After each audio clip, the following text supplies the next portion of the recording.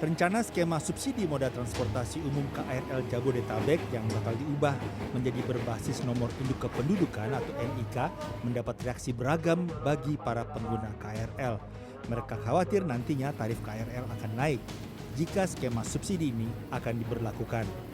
Tak jarang para pengguna KRL menginginkan perbaikan pelayanan serta fasilitas sebelum menerapkan kebijakan ini. Pakai kereta gitu. Nah sekarang mau naik lagi, kalau misal masih naik terus berjubel-jubel pula, kita sebagai rakyat tersiksa pula gitu. Nah untuk pemerintah tolong gitu kan, untuk yang rakyat seperti saya kuli gitu ya, dengan gaji yang istilahnya dibagi-bagi gitu, tolong jangan sampai tarif itu naik gitu ya gitu. Pokoknya normalkan aja, terus keretanya juga perlu tambahan pula, karena untuk ke saya aja ke Rangkas dan sama ke Depok itu sangat-sangat, kalau di gantian kerja itu sama pulang kerja itu sangat tidak nyaman gitu ya gitu. Kalau dari saya sih sangat kecewa ya kalau memang nantinya kebijakan tersebut betul-betul diterapkan, karena seharusnya pemerintah itu kan merujuk pada negara-negara maju di mana seluruh kalangan itu dapat menggunakan transportasi umum dengan nyaman. Nah, harusnya pemerintah itu kan meningkatkan fasilitasnya, bukan malah mengkotak-kotakannya gitu ya. Jadi nanti masyarakat itu malah berpindah ke kendaraan pribadi, justru macet gitu. Sementara Menteri Perhubungan Budi Karya Sumadi mengatakan wacana pemberian subsidi berbasis nomor induk kependudukan atau NIK untuk tiket kereta rel listrik komuter lain Jabodetabek pada 2025 tengah dibahas. Menhub menjelaskan bahwa meskipun ada ide tentang pemberian subsidi tersebut, semua opsi saat ini masih dalam tahap kajian. Yang ini itu lagi dibahas. Tapi kalau misalnya 2025 diterapkan, bakal naik nggak Pak?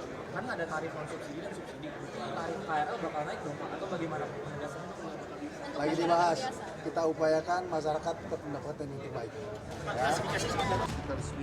Pengamat transportasi Joko Setiowarno menyebut wacana pemberian subsidi berdasarkan NIK ini akan membuat pemberian subsidi tarif KRL akan lebih tepat sasaran. Namun ia juga menggarisbawahi bahwa hal tersebut harus dibarengi dengan fasilitas armada yang memadai. Walaupun nantinya tarif KRL diprediksi akan naik akibat dari skema pemberian subsidi baru ini, Joko optimis bahwa masyarakat tidak akan beralih ke kendaraan pribadi dan masih akan tetap menggunakan KRL. Saya kira masalah turun dan naik, orang kalau sudah nyaman menggunakan angkutan umum tetap pilihnya angkutan umum. Karena apa? Kalau di kendaraan pribadi udah macet kok. Dan waktu perjalanan lebih lama. Berilah kesempatan masyarakat pengguna KRL itu menikmati KRL dalam kondisi sempurna. Artinya rangkaian nanti 12 lagi seperti dulu. Dia nikmati dulu. Oke? Udah bagus? Kita naikkan. Kalau kita naikkan sekarang, tarifnya itu namanya menzolimi. Ya.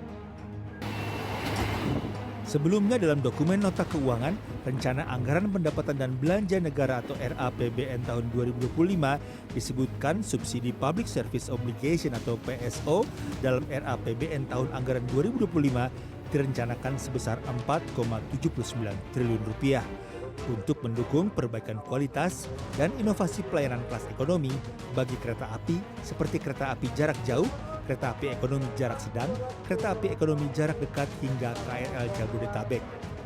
Di mana salah satu poinnya akan ada penerapan tiket elektronik berbasis NIK, di mana nantinya tidak semua masyarakat bisa mendapatkan layanan fasilitas transportasi KRL dengan harga yang sama.